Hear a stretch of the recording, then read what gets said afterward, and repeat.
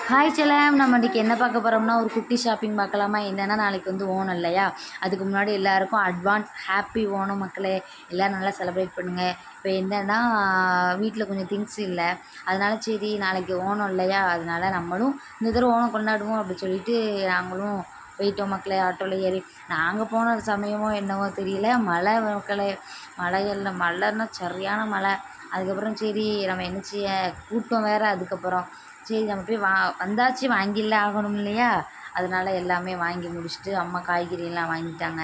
அதுக்கப்புறம் தெரிஞ்ச கடையில் போய் எல்லாம் வாங்கிட்டு தேவையான திங்ஸ் எல்லாம் வாங்கிட்டு சரி நம்மளும் போவோம் அப்படி சொல்லிட்டு நானும் அம்மாவும் சும்மா பேசிக்கிட்டே நடந்து வந்தோம். அதுக்கு நாங்கள் இருக்க கூட்டம் நிறைய வந்துருச்சு மக்களே.